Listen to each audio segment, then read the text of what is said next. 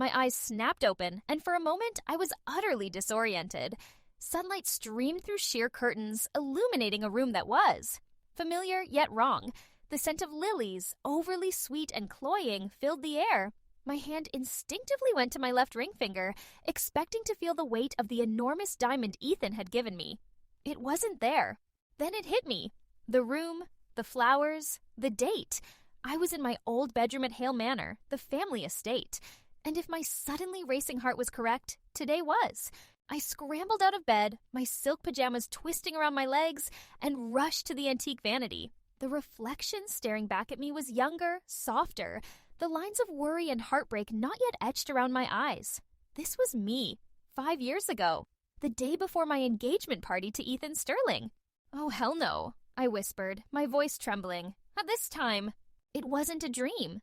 It was a reliving, a horrifying, stomach-churning déjà vu of the worst kind. I remembered it all. The engagement, the marriage, the slow, agonizing unraveling of my life. Ethan, the charming, charismatic sociopath who'd systematically dismantled my happiness, piece by piece. Margot, my half-sister, the viper in designer clothing, who'd orchestrated my downfall with a smile. I remembered the years of neglect, the public humiliations, the whispered rumors.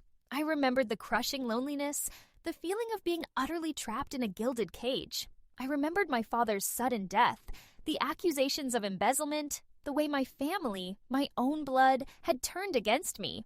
I remembered dying alone, penniless, my reputation in tatters. I'd rather marry a rabid badger than that two-faced backstabbing. I trailed off, unable to even utter his name without a wave of nausea. This wasn't a second chance at happiness. It was a second chance at survival. A chance to rewrite my history, to outwit my enemies, to reclaim the life that had been stolen from me. The Hale family fortune, my rightful inheritance, had been snatched away by their combined greed and manipulation. It had been a slow, agonizing bleed, orchestrated with a cruelty I still struggled to comprehend. My hands clenched into fists. This time, things would be different. This time, I would be the one pulling the strings. The engagement party was a blur of forced smiles, champagne flutes, and air kisses. Hale Manor, a monument to old money and even older grudges, was decked out in all its ostentatious glory. The air was thick with the scent of roses and the unspoken tension that always simmered beneath the surface of our family gatherings. I played the part of the blushing bride-to-be, gliding through the crowd, accepting congratulations, and pretending to be blissfully ignorant of the vipers circling around me. But inside, I was a whirlwind of calculations and simmering rage. There was Ethan, all charm and practiced sincerity, his hand possessively on my waist. I looked at him, really looked at him, and saw the cold ambition in his eyes, the subtle smirk that played on his lips when he thought no one was watching. In my past life, I'd been blinded by his charm, by the promise of love and security. This time I saw him for what he was, a predator. And then there was Margot, my half-sister, with her angelic face and her serpent's tongue. She was the picture of elegant envy, her smile never quite reaching her eyes. She clung to Ethan's arm, a subtle reminder of their secret alliance, their shared contempt for me. In my past life, I'd foolishly trusted her, confided in her, considered her a friend. This time, I knew her for what she was, my enemy. As the evening wore on, I observed them, dissecting their interactions, noticing the subtle cues I'd missed before. The coded glances, the whispered conversations, the way they manipulated everyone around them, including my own father. It was a masterclass in deception, and I was the unwilling student, forced to relive the lesson. Finally, as the band played a particularly saccharine waltz, I knew it was time. I took a deep breath, raised my glass, and called for attention. "I have an announcement," I said, my voice clear and steady, despite the tremor in my hands. The room fell silent. All eyes were on me. Ethan squeezed my hand, a warning disguised as affection. "I've been doing a lot of thinking," I continued, meeting his gaze with a cold smile, "and I've realized that I can't possibly marry Ethan." A collective gasp rippled through the room. Margot's carefully constructed mask of composure slipped, revealing a flicker of pure rage. Ethan's grip tightened on my hand, his knuckles turning white. "What are you saying, Vivian?" he hissed, his voice dangerously low. "I'm saying," I replied, pulling my hand away, "that this engagement is over. I'm calling it off." I turned to the stunned crowd, my voice ringing with newfound conviction. I deserve better, and frankly, I added, with a pointed look at Margot, so does this family. I walked away, leaving them to their shock and outrage. The silence was deafening, broken only by the faint sound of a champagne glass shattering on the marble floor. Watching their jaws drop was almost worth living through that first life, I thought, a grim satisfaction settling in my chest. Almost. My plan was audacious, bordering on insane. It was a high-stakes gamble with potentially catastrophic consequences, but I was out of options. And frankly, after reliving my own demise, I was feeling a little reckless. My target, Alexander Whitmore, CEO of Whitmore Industries, the largest and most formidable competitor to Hale Enterprises, a man known for his ruthless business acumen, his icy demeanor, and his complete lack of social graces. He was Ethan's biggest rival, the one man my former fiancé truly feared. In my past life, Alexander Whitmore had been a peripheral figure, a shadowy presence on the edges of my social circle. We'd barely spoken, a few polite exchanges at industry events, but I remembered one instance, a brief moment of unexpected kindness, a whispered warning about Ethan that I'd foolishly dismissed. He'd been my only secret ally, a silent observer who'd seen through the charade. This is either the most brilliant or the most insane thing I've ever done, I muttered, pacing my room. Probably both. I spent the next few days researching him, devouring every article, every interview, every financial report I could find. I needed to understand him, to anticipate his reactions, to craft a proposal he couldn't refuse. I learned about his business empire, his philanthropic endeavors, surprisingly extensive given his reputation, and his complete lack of a personal life. He was a recluse, a workaholic, a man consumed by his ambition. I knew my approach had to be direct, bold, and utterly devoid of sentimentality. He wouldn't be swayed by charm or flattery. He'd respond to logic, to power, to a mutually beneficial proposition. I crafted a proposal outlining the terms of a strategic alliance, a marriage of convenience that would consolidate our power, protect my assets, and ultimately crush Ethan and Margot. It was a cold, calculated document, devoid of any pretense of romance. It was a business deal, pure and simple. With the proposal clutched in my trembling hand, I requested a meeting. To my surprise, he agreed. The game was on. Whitmore Tower was a monument to power.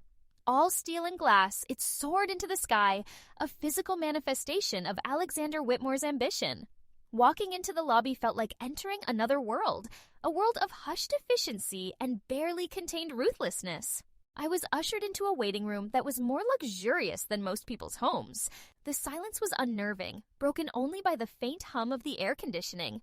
I smoothed down my dress, a simple but elegant sheath that I hoped projected an image of confidence I definitely didn't feel. "Mr. Whitmore will see you now," a crisp, efficient assistant said, her expression unreadable. I took a deep breath and followed her. Alexander Whitmore's office was vast, minimalist, and dominated by a floor-to-ceiling window offering a panoramic view of the city.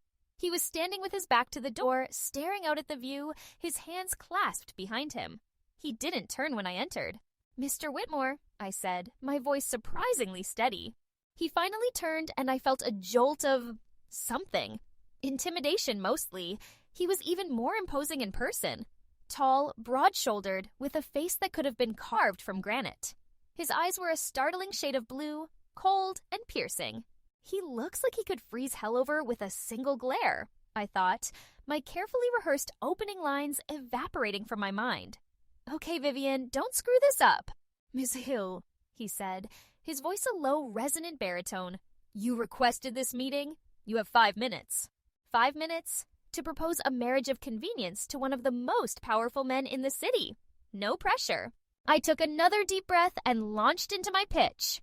I laid out my proposal clearly and concisely, explaining the benefits of a strategic alliance, the way we could combine our resources, our influence, our power. I emphasized the mutual benefit, the financial advantages, the strategic positioning. I didn't mention Ethan or Margot by name, but the implication was clear. This was about more than just business. It was about revenge. He listened in silence, his expression unreadable. I couldn't tell if he was intrigued, amused, or simply waiting for me to finish so he could have me escorted out. When I was done, he finally spoke. "Marriage," he said, his voice devoid of any inflection. "A rather archaic solution, wouldn't you agree?" "Perhaps," I replied, meeting his gaze, "but also an effective one. A merger in the most literal sense." He studied me for a long moment, his blue eyes seeming to penetrate my very soul. I forced myself to remain calm, to project an image of unwavering confidence. Inside, I was a churning mess of nerves and adrenaline. "You broke off your engagement to Sterling," he said finally. "Why?" "It wasn't an accusation, just a question." But I knew he was testing me, probing for weakness. "Because I realized it was a mistake," I said truthfully. "A mistake I intend to rectify." He raised an eyebrow, a flicker of something that might have been amusement in his eyes. "And you believe marrying me is the solution?" "I believe it's the best solution," I replied, "for both of us." He was silent again, his gaze intense. The silence stretched on, becoming almost unbearable. I resisted the urge to fidget, to babble, to do anything that might betray my inner turmoil. Finally, he spoke. "Intriguing," he said, a hint of a smile playing on his lips. "But I have conditions." His conditions were, as expected, stringent. A detailed prenuptial agreement outlining the financial terms of our merger. A strict timeline, 1 year with an option to renew or dissolve, depending on the success of the arrangement. And most importantly, a clause stipulating absolutely no emotional entanglement. "This is a business arrangement, Ms. Hale," he said, his voice cold and devoid of any warmth. "Nothing more. I have no interest in a romantic entanglement, and I expect you to feel the same." No emotional entanglement, I thought, a flicker of something that felt suspiciously like disappointment crossing my mind. "Challenge accepted, I think." Aloud, I stated, "Of course. I have my own reasons, and none are emotional." He handed me the contract, a thick document filled with legal jargon and complex clauses. I skimmed it, my mind racing. It was a ruthless agreement, designed to protect his interests above all else. But it also offered me the protection, the power, the opportunity I needed. "I agree," I said, meeting his gaze, "on one condition." He raised an eyebrow, surprised. "And what is that?" "I want a seat on the board of Whitmore Industries," I said, my voice firm. "I'm not just a figurehead, Mr. Whitmore. I intend to be an active participant in this alliance." He studied me for a moment, a hint of admiration in his eyes. "Very well, Ms. Hale," he said finally. "You have a deal." We shook hands, sealing the agreement. His hand was large and firm, his grip surprisingly warm. A shiver ran down my spine, a strange mix of fear and excitement. I had just made a deal with the devil, and he was surprisingly handsome. The announcement of our impending marriage sent shockwaves through the city's elite. It was splashed across every newspaper, every gossip blog, every social media feed. "Whitmore weds Hale heiress in surprise move." "Billionaire bachelor snapped up." "Revenge marriage rocks society." The reactions were varied, but one thing was certain. No one saw it coming, especially not Ethan and Margot, and that, I thought with a grim satisfaction, was just the beginning. The wedding was a whirlwind. A shotgun wedding, as the tabloids gleefully put it, though in our case, it was more of a strategic strike than a hasty cover-up. Alexander, true to form, wanted it done quickly, efficiently, and with minimal fuss. I, on the other hand, wanted to make a statement. We compromised. The ceremony was small, intimate, held in the private chapel at Whitmore Manor, a sprawling estate that made Hale Manor look like a quaint cottage. The guest list was exclusive, limited to close family, on his side at least. Mine was conspicuously absent, save for a few distant, bewildered relatives and key business associates. The media, however, was not excluded. I made sure of that. I wanted the world to see, to witness my triumph, my transformation. I wanted Ethan and Margot to see it, to feel the sting of their defeat. I wore a custom-designed gown, a sleek, modern creation that was the antithesis of the frilly, princess-like dress I'd chosen for my previous, doomed engagement. It was elegant, powerful, and unapologetically me. As I walked down the aisle, on the arm of a distant cousin I'd barely spoken to in years, I saw their faces in the crowd. Ethan, pale and furious, his jaw clenched tight. Margot, her expression a mask of barely concealed rage. Their shock, their disbelief, their humiliation. It was delicious. Goodbye, doomed future, I thought, a fierce sense of satisfaction surging through me.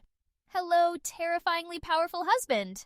Alexander waiting for me at the altar looked different, still imposing, still intimidating, but softer somehow. His eyes, usually so cold, held a flicker of something I couldn't quite decipher. Was it admiration, respect, or simply the satisfaction of a deal well made? We exchanged vows, the words echoing in the silent chapel. For richer, for poorer, in sickness and in health. It was a charade, of course. A performance. But as Alexander slipped the simple, elegant platinum band onto my finger, I felt a pang of something, regret, longing, or simply the bittersweet ache of leaving behind the life I'd once envisioned, the life that had been so cruelly snatched away from me. It was done. I was now Vivian Whitmore, wife of Alexander Whitmore, partner in a dangerous game, and perhaps something more. Something I hadn't anticipated, something that both terrified and intrigued me. The game had begun. Married life with Alexander Whitmore was an experience. To say it was awkward would be a gross understatement. It was like living in a beautifully appointed, incredibly expensive museum. Everything was perfect, pristine, and utterly devoid of warmth. We occupied separate wings of Whitmore Manor, our paths rarely crossing except during the occasional strategically scheduled public appearance dinner. We were like two ships passing in the night, except our ships were docked in the same harbor, and that harbor was a sprawling mansion filled with priceless art and an unnerving silence. Our conversations were brief, formal, and strictly business-related. He'd inquire about my progress on the Hale Enterprises investigation, which I'd launched with the intensity of a seasoned detective, fueled by revenge and a healthy dose of caffeine. I'd update him on my findings, presenting him with evidence, timelines, and meticulously crafted spreadsheets. His idea of pillow talk is discussing quarterly earnings, I thought wryly, after one particularly thrilling evening spent analyzing financial statements. This is going to be a long marriage. My days were consumed by the investigation. I spent hours poring over old documents, interviewing former employees, and piecing together the puzzle of my father's death and the systematic dismantling of my inheritance. It was a grim, depressing task, forcing me to relive the pain and betrayal of my past life. But it was also empowering. Each piece of evidence I uncovered, each lie I exposed, fueled my determination to bring Margot and Ethan to justice. I knew I was walking a tightrope. I was using my future knowledge to manipulate the present, a dangerous game with potentially disastrous consequences. But I was careful, meticulous, and driven by a fierce desire for retribution. This time, I wouldn't be the victim. This time, I'd be the victor. And Alexander Whitmore, whether he knew it or not, was my unwitting accomplice. Or perhaps my not-so-unwitting accomplice. He was, after all, a master strategist himself. He might be playing a longer game than I realized. The thought was both unsettling and intriguing. My foray into the business world was a baptism by fire. I'd always been interested in fashion, in design, but the cutthroat world of corporate finance was a whole different beast. Thankfully, my past life experience, however painful, had given me an invaluable edge. I knew the market trends, the upcoming deals, the hidden weaknesses of my competitors. I started small, making strategic investments, advising Alexander on key acquisitions, and slowly but surely asserting my presence on the board of Whitmore Industries. The other board members, initially skeptical and condescending, were quickly won over by my sharp insights and surprisingly ruthless negotiating skills. Who knew being betrayed in a past life could be so lucrative? I thought, after successfully outmaneuvering Ethan on a major real estate deal. The look on his face, a mixture of shock and fury, was priceless. Margot, of course, was even less pleased. She tried to undermine me at every turn, spreading rumors, questioning my credentials, and even attempting to sabotage one of my projects. But I was always one step ahead, anticipating her moves and countering them with a swiftness and precision that surprised even me. My relationship with Alexander's staff was evolving. They were initially wary of me, understandably so. I was the new wife, the outsider, the unknown quantity. But as they saw my dedication, my competence, and my genuine respect for their work, They began to thaw. I learned their names, their stories, their strengths and weaknesses. I treated them as equals, not as subordinates. And slowly, they began to accept me even. Like me, there were, of course, a few mishaps along the way. A disastrous wardrobe malfunction during a high-profile charity gala, a zipper that decided to betray me at the worst possible moment, a near-catastrophic spill of coffee on a multi-million-dollar contract, and a rather unfortunate incident involving a runaway drone and a very expensive sculpture. But hey, nobody's perfect.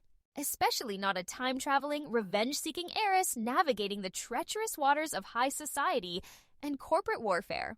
Through it all, Alexander remained, observant. He watched me, assessed me, and occasionally offered a cryptic piece of advice or a subtle nod of approval. His respect, I realized, was hard-won, but all the more valuable for it. The breakthrough, the first real crack in Alexander's icy facade, came during a late-night work session. We were in his study, poring over financial reports, the silence broken only by the tapping of keys and the occasional sigh of frustration. I'd been working for hours, fueled by caffeine and sheer determination, and I was starting to feel the strain. My head was pounding, my eyes were burning, and I was pretty sure I'd developed a permanent squint. Without thinking, I reached up and rubbed my temples, letting out a groan of frustration. "Headache?" Alexander asked, his voice surprisingly gentle. I looked up, startled. He was looking at me, not with his usual detached expression, but with something that almost resembled concern.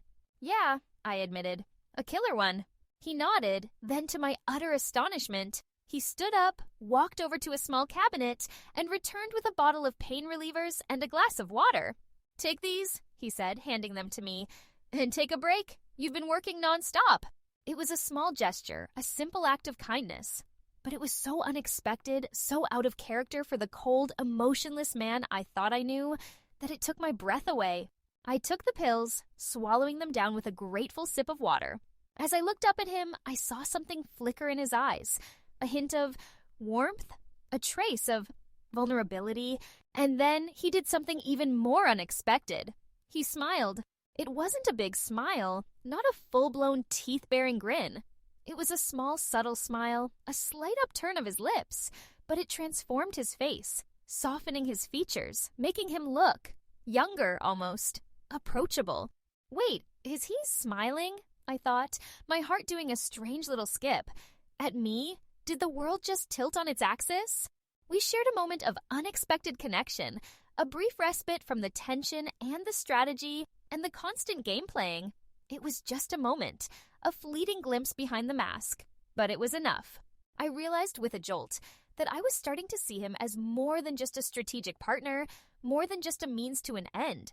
I was starting to see him as a man, a complex, flawed, surprisingly human man, and that I knew was a very dangerous development indeed. Predictably, Margot and Ethan weren't thrilled with my sudden rise to power.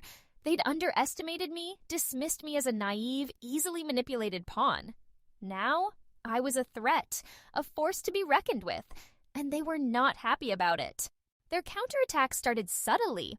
Whispers in social circles, carefully worded articles in gossip magazines, veiled accusations of impropriety. They tried to paint me as a gold digger, a social climber, a woman who'd used her feminine wiles to ensnare a powerful man. "Darling," Margot purred during a particularly tense encounter at a charity luncheon, "are you sure you're up to this? The business world can be so demanding." Her smile was all sugar and venom. "I'm managing just fine, Margot," I replied, my voice equally sweet, equally poisonous. In fact, I'm thriving. Ethan, ever the charmer, tried a different approach. He attempted to appeal to my better nature, to convince me that we should let bygones be bygones, that we could all move on from the past. "Vivian," he said, his voice sincere and earnest, a performance worthy of an Oscar, really. "I know we've had our differences, but surely we can put all this behind us. For the sake of old times?" I looked at him, really looked at him, and saw the desperation lurking beneath the surface. He was losing, and he knew it. "Old times?" I repeated, raising an eyebrow. "You mean the times when you stole my inheritance, ruined my reputation, and left me for dead? Those old times?" His smile faltered. "Vivian, that's not fair." Fair? I scoffed. Fair is for fairy tales, Ethan. This is real life. And in real life, actions have consequences. I knew they wouldn't give up easily. They were desperate, cornered, and therefore dangerous. But I was ready for them. I had an advantage they didn't. I knew their secrets. I knew their weaknesses. I knew their past. Two can play at this game, Margot, I thought, a grim determination hardening my resolve. And this time, I have the cheat codes. I began to subtly leak information, carefully chosen tidbits of their past misdeeds, to the right people. I exposed their shady business deals, their offshore accounts, their less-than-savory personal lives. I did it anonymously, of course, using my network of contacts and my newfound knowledge of the digital underworld. Thank you, Alexander, for introducing me to your surprisingly helpful team of cybersecurity experts. It was a slow, calculated campaign designed to dismantle their reputations, to erode their power base, to make them pay for what they'd done. And it was working. The deeper I delved into the Hale family finances, the more disturbing the picture became. It wasn't just embezzlement. It was a systematic, calculated dismantling of my father's empire. And the trail led directly to Margot and Ethan. But there was one piece of the puzzle that didn't fit. My father's death. It had been ruled an accident, a tragic fall down the stairs at Hale Manor. But something about it had always felt wrong. I spent weeks poring over old police reports, medical records, witness statements. I hired a private investigator, a discreet, highly recommended professional who specialized in unsolved mysteries. And then we found it. A hidden clause in my father's life insurance policy, a clause that benefited Margot directly in the event of his accidental death. A clause that had been added just weeks before he died. The investigator also uncovered a witness, a former housekeeper at Hale Manor, who'd been mysteriously let go shortly after my father's death. She'd seen Margot arguing with my father on the night he died, heard a loud crash, and then silence. The truth hit me like a physical blow. It wasn't an accident. It was murder. Margot and Ethan had murdered my father. They took everything from me, I thought, my hands trembling with rage and grief. My family, my fortune, my life, they're going to pay. The pain of my father's death, which I'd tried to bury, to numb, resurfaced with a vengeance. It was a raw, agonizing wound, reopened and exposed. But amidst the grief, there was a new, fierce determination. I wouldn't just avenge my past life. I would avenge my father. I would bring his killers to justice. This was no longer just about business, about power, about revenge. This was personal. As I navigated the treacherous waters of corporate espionage and family betrayal, I found myself increasingly drawn to Alexander. He was still an enigma, a puzzle I was desperately trying to solve. But the glimpses of vulnerability I'd seen, the fleeting moments of connection, had sparked something within me, something I was trying very hard to ignore. One evening, after a particularly grueling day of meetings and confrontations, I found him in his study, not working, but staring out the window, a glass of scotch in his hand. He looked lost. "Alexander?" I said hesitantly. He turned startled, as if he'd forgotten I existed. He quickly masked his expression, reverting to his usual impassive demeanor. "Is everything all right?" I asked, taking a tentative step closer.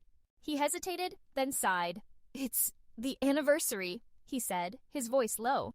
"Anniversary?" I prompted gently. He took a long swallow of his scotch, his gaze fixed on the city lights below. "My brother," he said finally. "He died 5 years ago."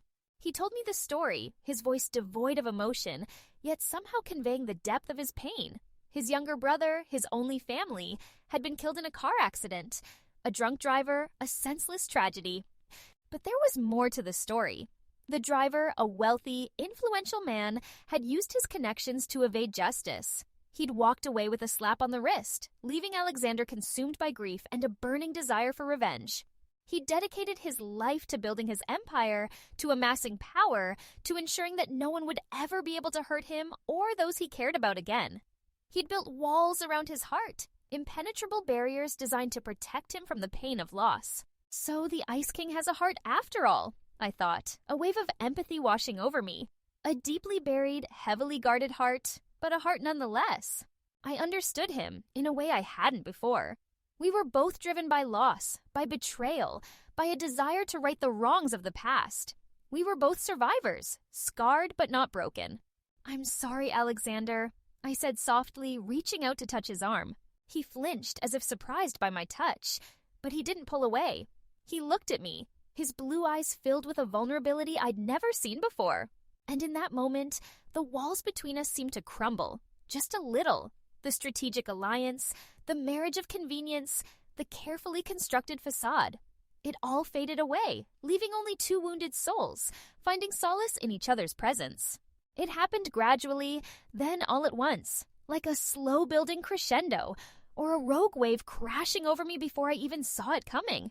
I, Vivian Hale Whitmore, avenger of past lives and destroyer of enemies, was falling in love with my fake husband. It wasn't logical.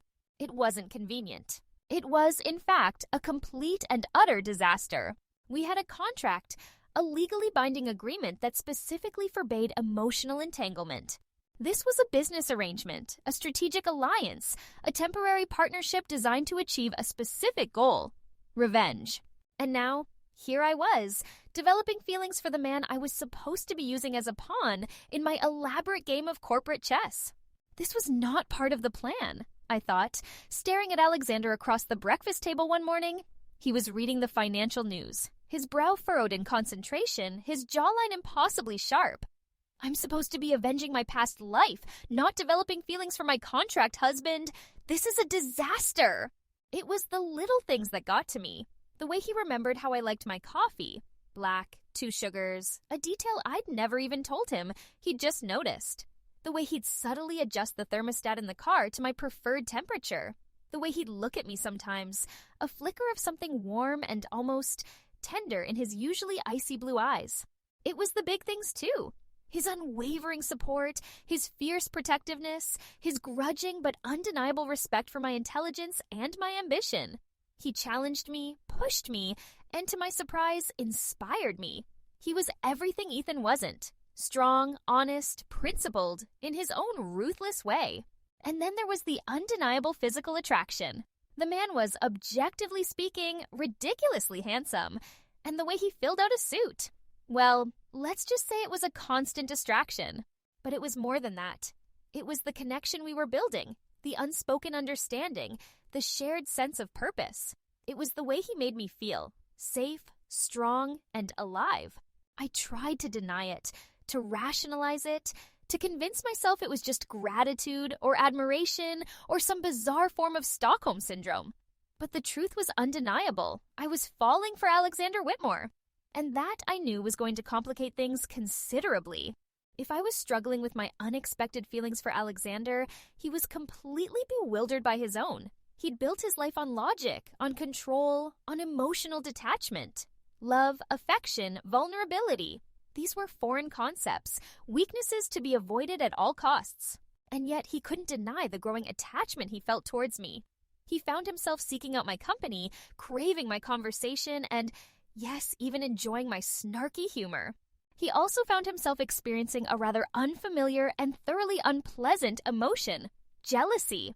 It started subtly, a tightening of his jaw when I mentioned a male colleague's name, a curt dismissal of a compliment paid to me by another man, a possessive hand on my waist during social events, a silent warning to any potential rivals. He couldn't explain it, couldn't understand it. It was illogical, irrational, and completely out of character. He was Alexander Whitmore. He didn't do jealousy. Inner monologue. Alexander's POV. She's different. She's not what I expected. She's intelligent, resourceful, and surprisingly resilient. She challenges me, pushes me, and she makes me laugh, and I don't want to lose her. He found himself watching me, observing my interactions with others, analyzing my every expression, my every gesture. He saw the way men looked at me, the admiration, the desire, and it sparked something primal, something possessive, something he hadn't felt in. Well, ever. He hated it. He hated the feeling of vulnerability, the loss of control, the need he was starting to feel for this woman who'd barged into his carefully ordered life and turned it upside down. But he couldn't deny it. He was jealous. And that jealousy was a clear indication that his feelings for Vivian were far more complex, far more profound than he'd ever anticipated. He was in deep, and he had absolutely no idea what to do about it. Margot and Ethan, predictably, didn't take their defeat lying down. They were cornered, desperate, and fueled by a potent mixture of rage and revenge. They launched their final, most ambitious scheme, a complex plot designed to destroy both me and Alexander, to bring us down in a blaze of public disgrace. They'd been watching us, studying us, learning from their past mistakes. They knew about my past life memories, my use of future knowledge, my growing closeness to Alexander, and they used it all against us.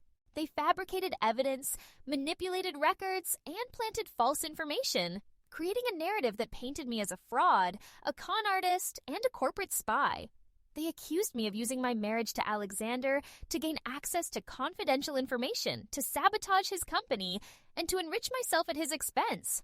They even managed to implicate Alexander, suggesting he was either a willing accomplice or a hopelessly naive dupe. It was a brilliant, ruthless plan, designed to exploit our vulnerabilities and destroy our credibility. The attack came swiftly and brutally. News reports, social media posts, leaked documents. The accusations spread like wildfire, fueling a public outcry and threatening to topple everything we'd built. I was devastated, not just by the accusations themselves, but by the realization that Margot and Ethan had learned from their past mistakes. They'd anticipated my moves, countered my strategies, and used my own strengths against me. They've learned from the past, I thought, a cold dread settling in my stomach. Damn it, this is worse than I thought.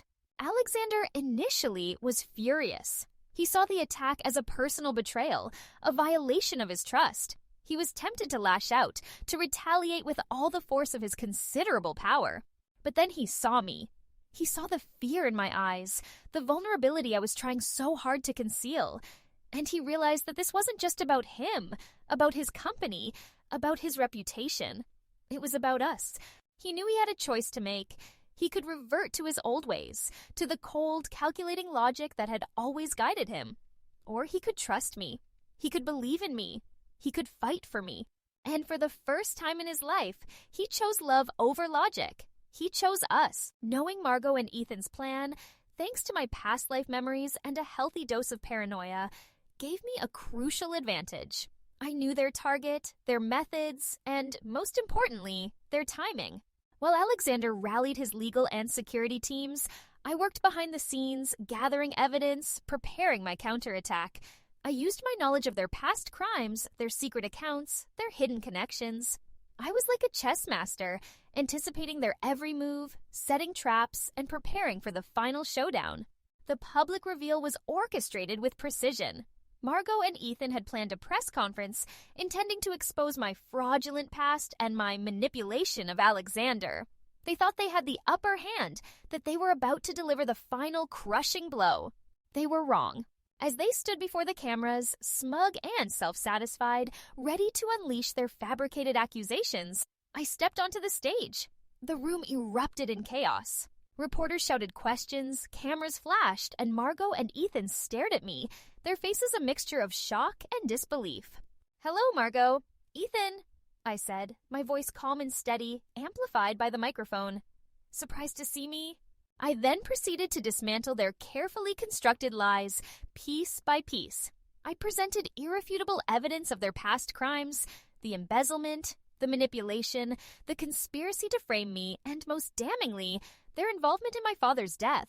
I revealed their current plot, exposing their fabricated evidence, their paid witnesses, their desperate attempt to destroy me and Alexander. I showed the world in excruciating detail exactly who they were: liars, thieves, and murderers. The reaction was immediate and overwhelming. The press turned on them, the public was outraged, and their carefully constructed world crumbled around them. It was a complete and utter rout. As security escorted Margot and Ethan away, their faces contorted with rage and defeat, I felt a wave of something. Relief, certainly. Satisfaction, definitely.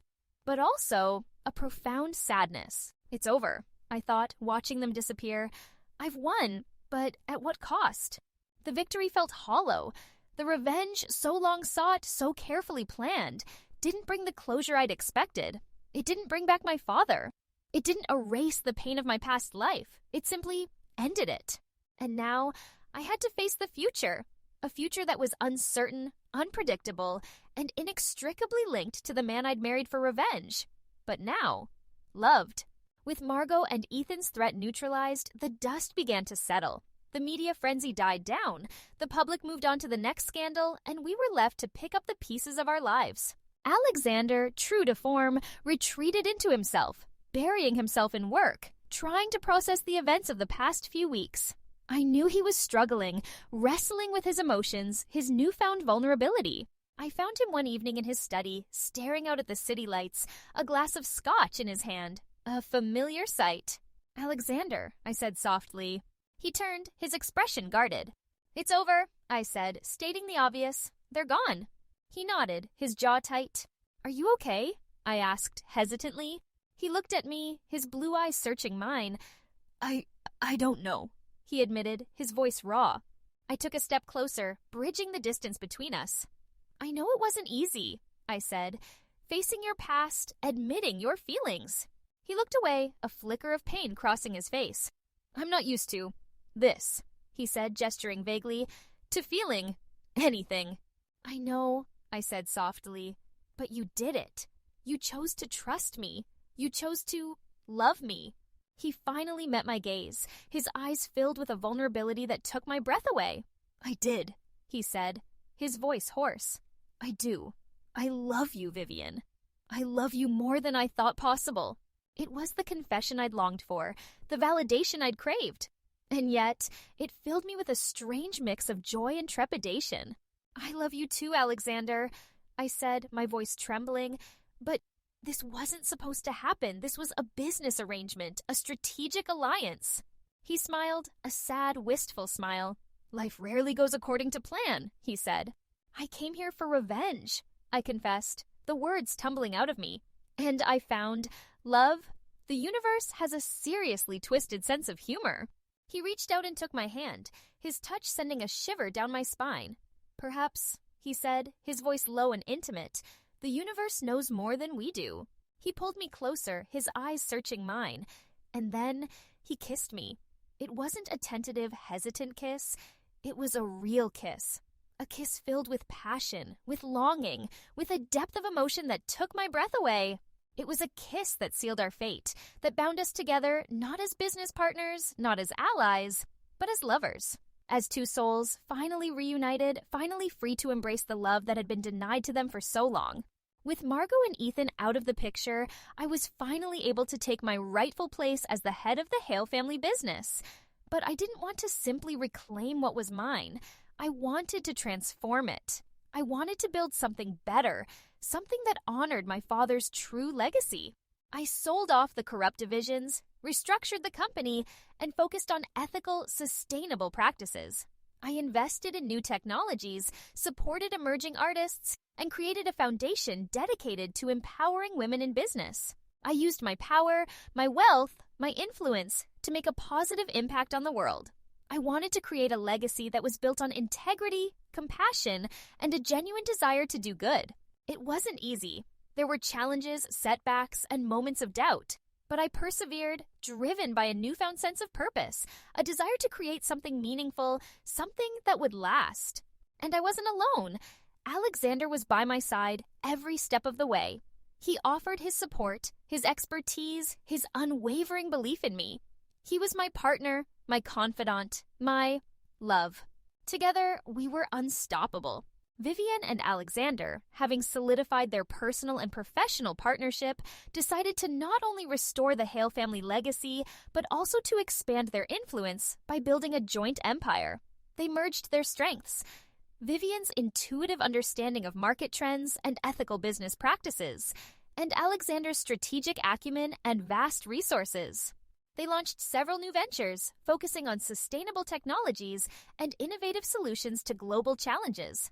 Their projects ranged from developing eco-friendly urban housing to funding cutting-edge medical research. They became known not just for their wealth, but for their commitment to making a tangible, positive difference in the world.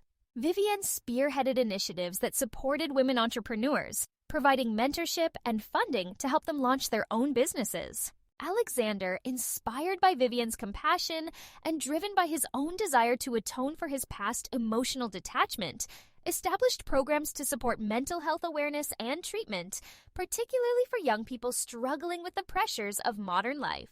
Their combined efforts not only expanded their fortunes, but also created a ripple effect of positive change, earning them accolades and respect far beyond the confines of the business world. They became a power couple in the truest sense, using their influence to build a better future together. They often joked that their contract marriage had turned into the most successful merger in history, both personally and professionally.